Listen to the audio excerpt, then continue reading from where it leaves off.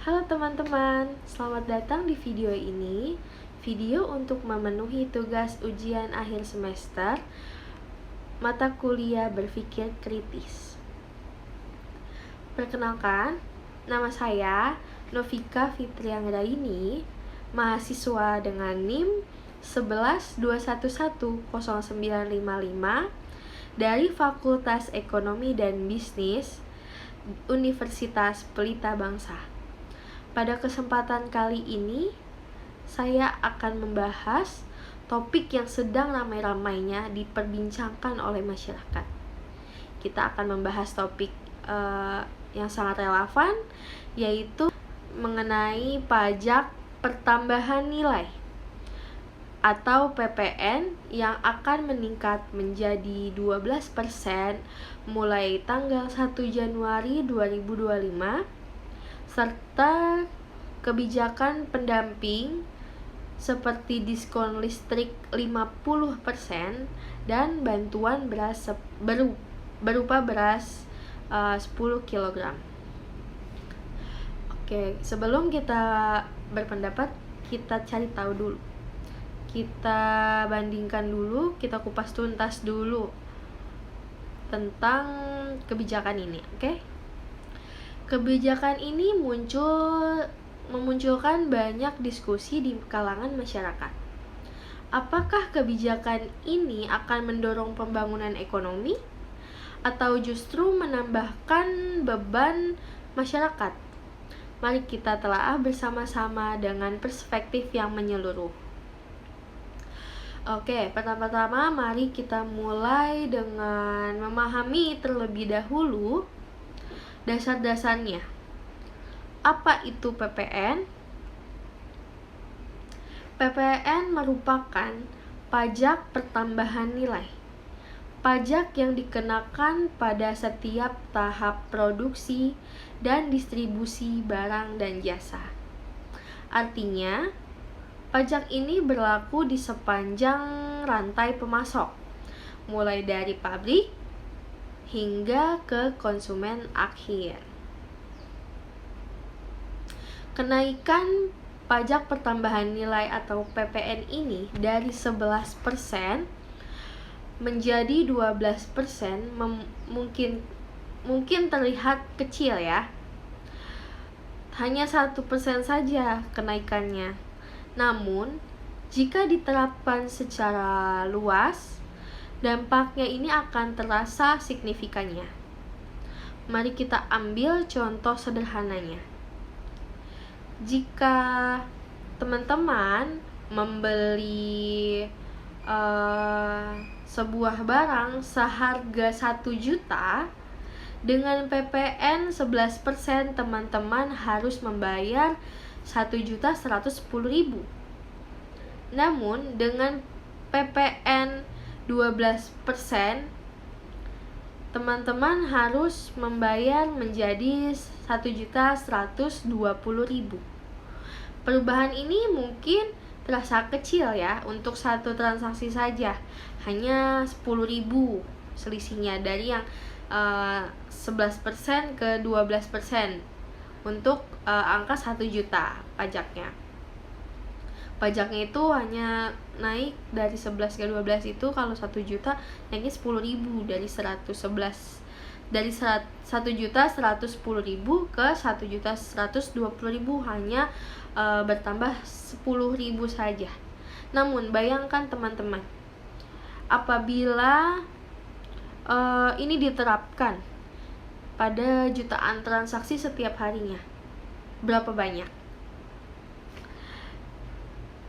Dalam konteks makro, pemerintah berargumen bahwa katanya kenaikan PPN ini adalah cara untuk meningkatkan pendapatan negara yang kemudian dapat digunakan untuk membiayai pembangunan infrastruktur, pendidikan, serta kesehatan.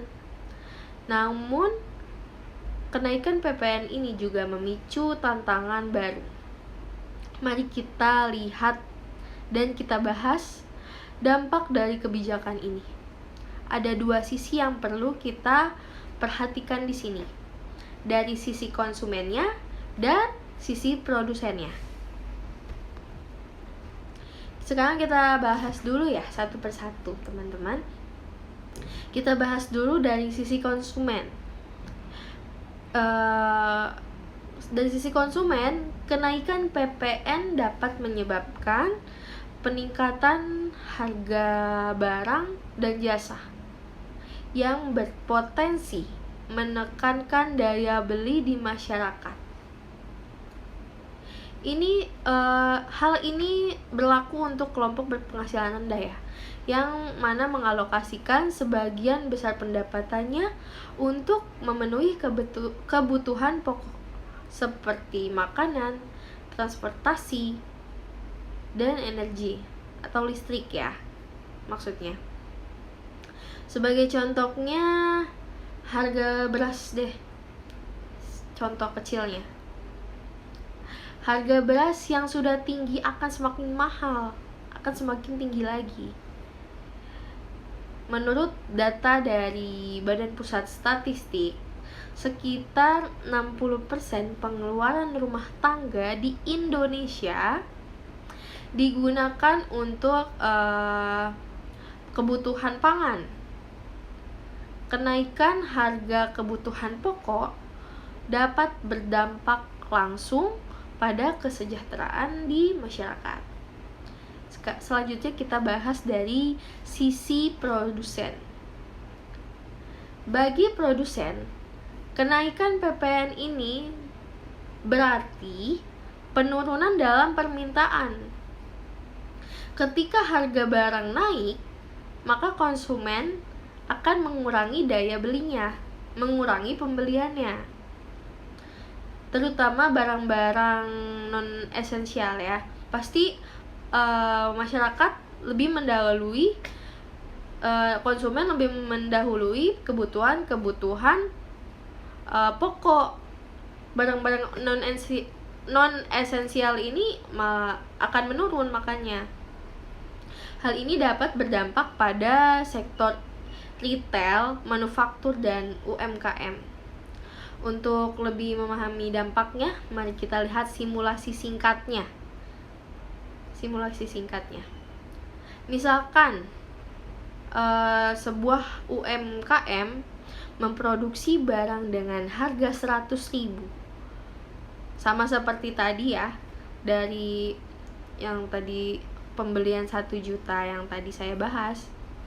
Kalau ini kita ambil sisi UMKM 100.000 lah ya. Memproduksi barang dengan harga 100.000. Sebelumnya konsumen membayarkan 111.000 dengan PPN 11%. Setelah kenaikan PPN menjadi 12%, konsumen harus membayar seharga 112.000, selisih 1.000 bila dikalikan beribu-ribu transaksi, beribu-ribu pembelian juga kan banyak, berpengaruh juga untuk daya beli daya pembelian di masyarakatnya. Selanjutnya kita bahas mengenai kebijakan pendamping berupa diskon listrik 50%.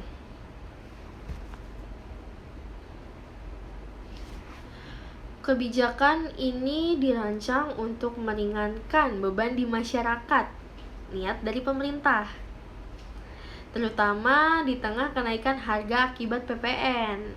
Pemerintah memberikan kebijakan pendamping diskon listrik ini. Mari kita lihat detailnya. Apa sih diskonnya tuh apa? Bagaimana? Diskon ini diberikan kepada pelanggan rumah tangga dengan daya tertentu saja. Misalnya 450 volt ampere atau 900 volt ampere. Dengan diskon ini, nantinya tagihan listrik yang sebelumnya 100.000 ketika dibayarkan hanya menjadi 50.000. Untuk listrik pasca bayar, diskon listrik 50% ini berlaku untuk pemakaian di bulan Januari dan pembayarannya di bulan Februari. Dan selanjutnya di pemakaian bulan Februari, pembayaran di bulan Maret otomatis akan terpotong. Kalau untuk diskon listrik 50% ini untuk pembelian berupa listrik token, itu KWH-nya akan dikalikan dengan 2 kali KWH. Jadi KWH misalnya beli 100.000 akan dikalikan 2 kali KWH-nya 100.000 itu, jadi 100.000 dapat 2 kali lipat KWH 100.000, jadi seharga 200.000 KWH-nya, tapi hanya membayarkan 100.000 saja. Itu akan nambah otomatis ketika di KWH-nya langsung. Kebijakan ini sih sangat membantu ya, terutama bagi keluarga berpenghasilan rendah dan seperti saya, mahasiswa dengan perantau. Ini sangat berdampak positif sih kalau untuk diskon listrik 50% ini. Namun ada pertanyaan yang penting, apakah kebijakan ini sudah cukup? Sebagian masyarakat mungkin merasa bahwa dengan adanya diskon listrik ini, beban biaya hidup tetap saja tinggi, ya kan? Yang dibantu hanya listrik, tapi beban kebutuhan hidup tetap saja tinggi. Oleh karena itu, pemerintah perlu mempertimbangkan lagi kebijakan tambahan yang lebih bersifat komprehensif. Selain diskon listrik, pemerintah juga memberikan bantuan berupa beras 10 kg. Kebijakan ini adalah bagian dari program ketahanan pangan nasional. Beras adalah makanan pokok bagi sebagian besar masyarakat di Indonesia. Dengan memberikan bantuan berupa beras, pemerintah ini merasa bahwa mereka sudah memastikan kebutuhan dasar masyarakatnya ini terpenuhi.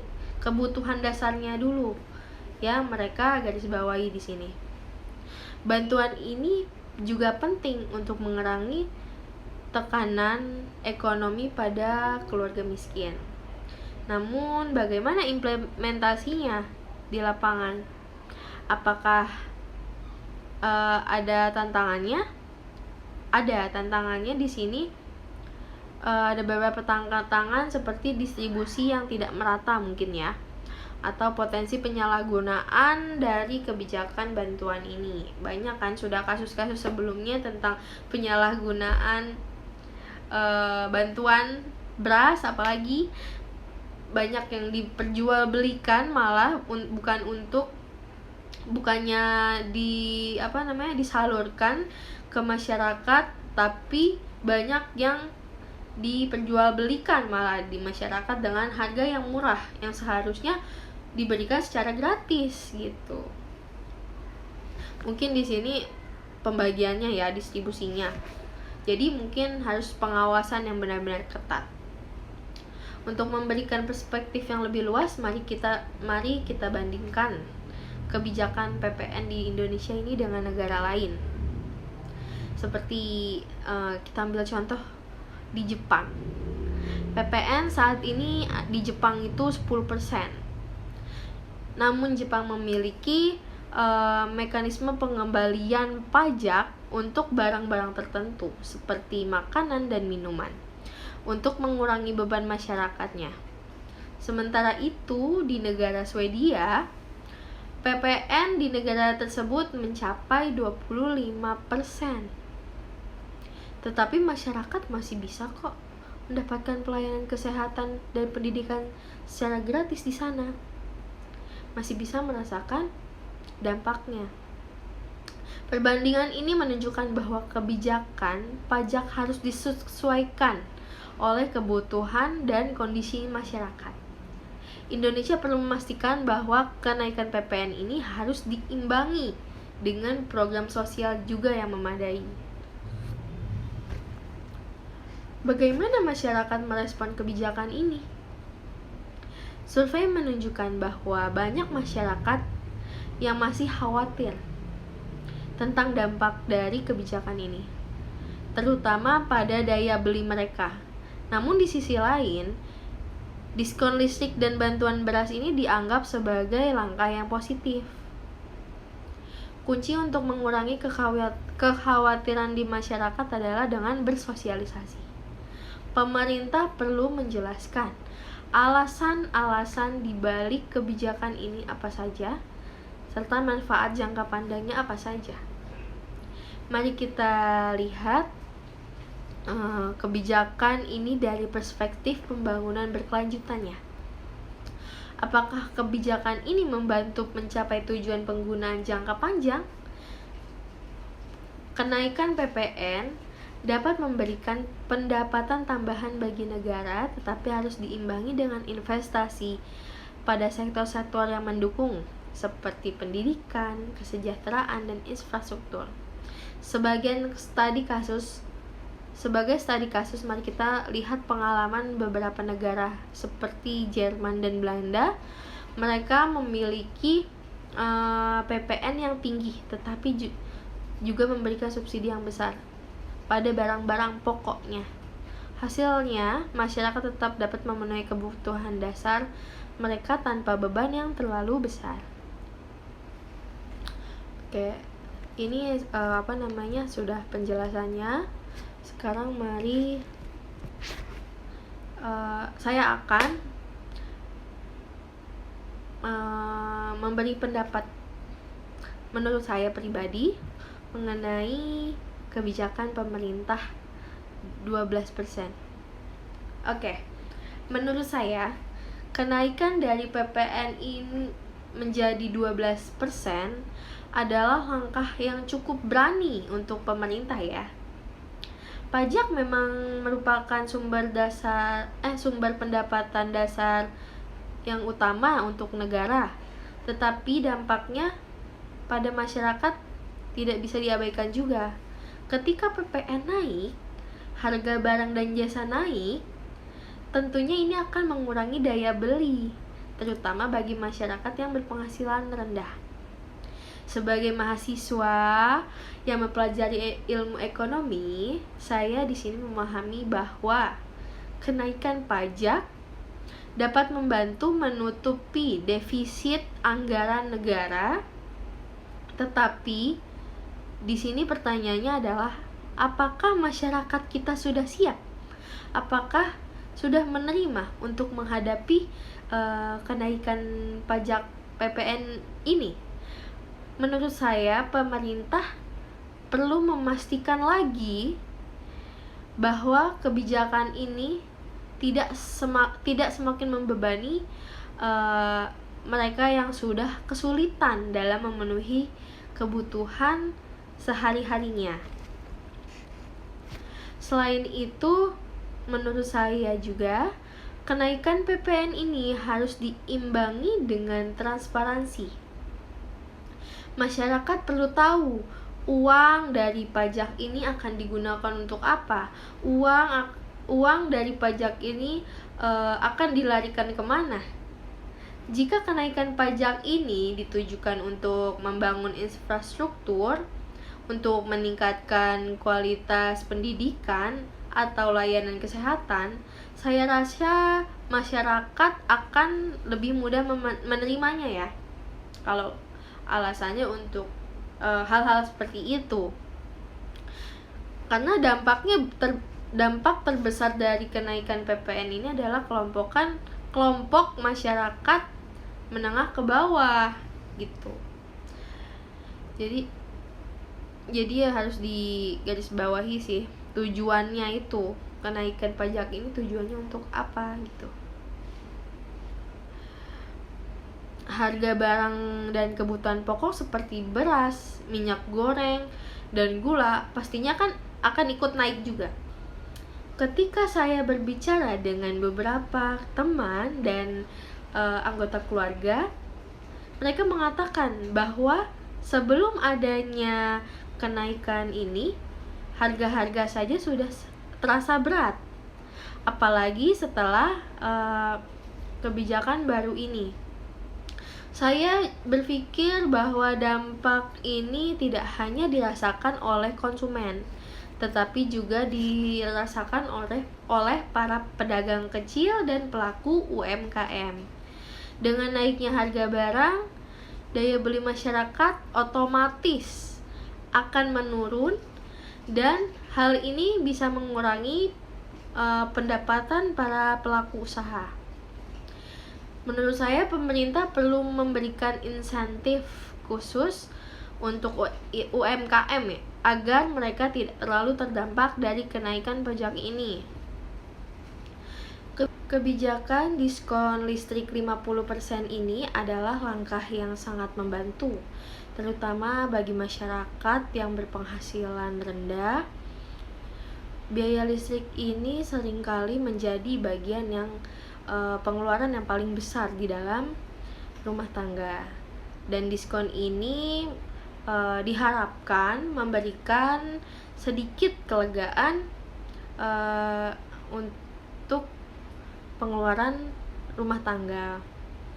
Namun, saya juga merasa bahwa kebijakan ini harus diterapkan secara tepat sasaran. Jangan sampai ada keluarga yang benar-benar membutuhkan justru tidak mendapatkan manfaatnya, tidak terdampak dari kebijakan ini. Menurut saya pemerintah juga perlu melakukan pendataan yang lebih akurat untuk memastikan bahwa diskon dari kebijakan ini benar-benar dirasakan oleh masyarakat yang paling membutuhkan. Terus juga bantuan beras 10 kg menurut saya juga merupakan suatu langkah yang positif ya dari pemerintah,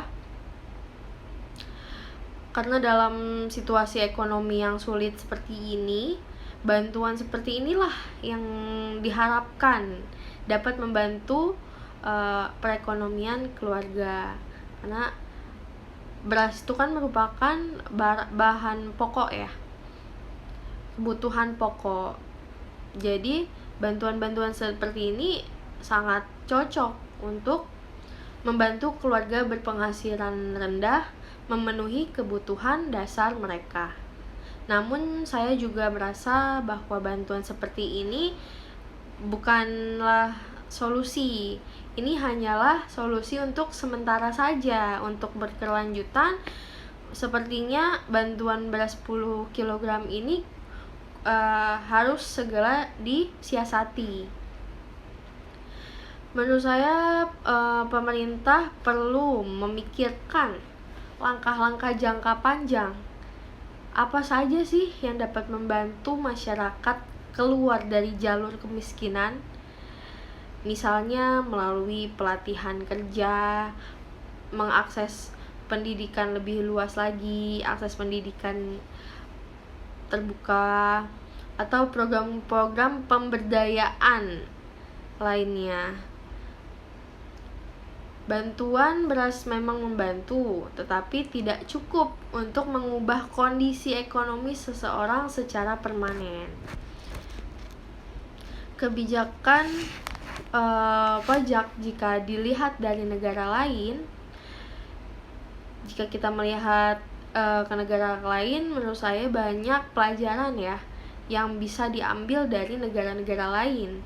Di negara-negara seperti Jerman dan Swedia, pajak mereka lebih tinggi dibandingkan di negara kita, Indonesia. Tetapi masyarakat di sana tetap merasakan keuntungan karena ada layanan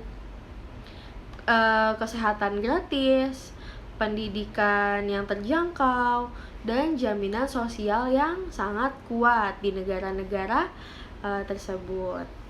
Jika Indonesia ingin meningkatkan kenaikan pajak pertambahan nilai, pemerintah juga harus memberikan layanan-layanan publik yang sebanding dengan pajak yang dibayarkan. Masyarakat tidak keberatan membayar pajak lebih tinggi jika mereka merasakan manfaat dari mereka membayar pajak secara langsung. Salah satu tantangan terbesar dalam kebijakan ini adalah dalam sosialisasi.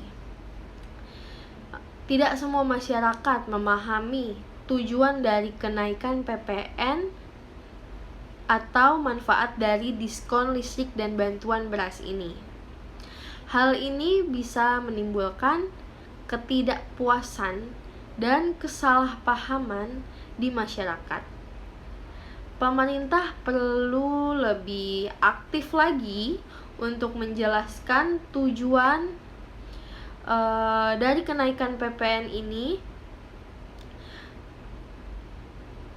kepada masyarakat, baik melalui media sosial, televisi, maupun kegiatan sosial secara langsung.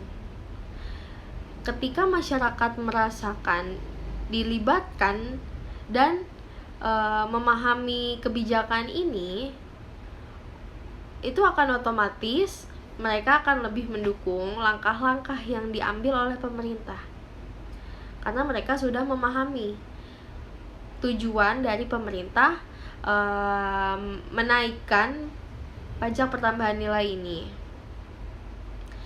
Kebijakan sosial dan ekonomi berkelanjutan juga harus dilihat di sini. Kebijakan seperti ini harus dirancang dengan prinsip berkelanjutan.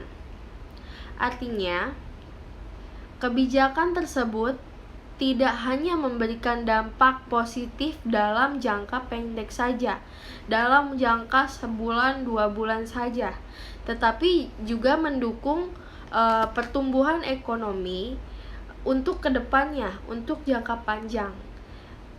Dan di sini juga bukan hanya ekonomi yang dilihat, yang yang didukung ya pertumbuhannya, tetapi kesejahteraan masyarakat untuk jangka panjang itu juga perlu diperhatikan, perlu didukung. Sebagai contohnya, dana dari kenaikan PPN ini seharusnya dialokasikan untuk program-program yang dapat mengurangi kesenjangan sosial, seperti pembangunan sekolah,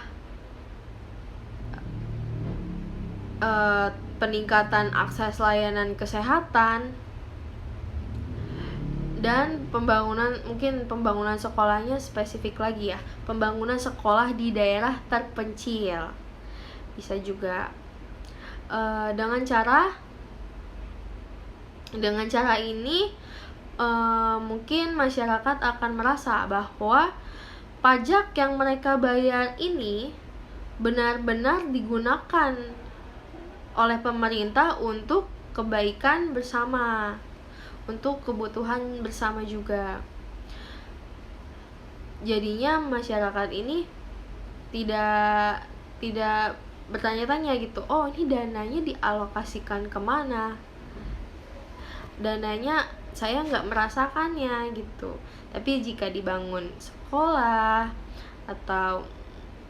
atau dijadikan kesenjangan sosial dalam bentuk kesehatan, mereka bisa merasakannya. Oh, dampak dari saya bayar pajak, saya bisa merasakan yang namanya layanan kesehatan gratis, yang namanya sekolah bagus gitu kan, sekolah-sekolah yang di desa-desa terpencil menjadi banyak gitu.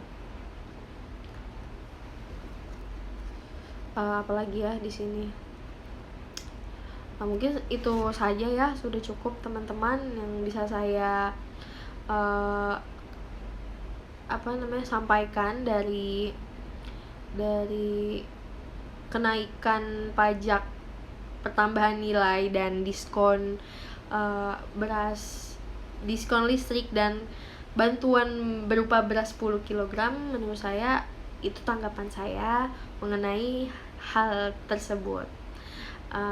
Terima kasih sudah menonton video ini.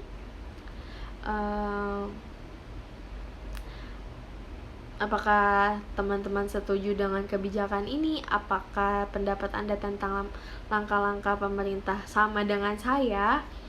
Mari kita pandang sisi baiknya dari kebijakan ini. Terima kasih teman-teman semua.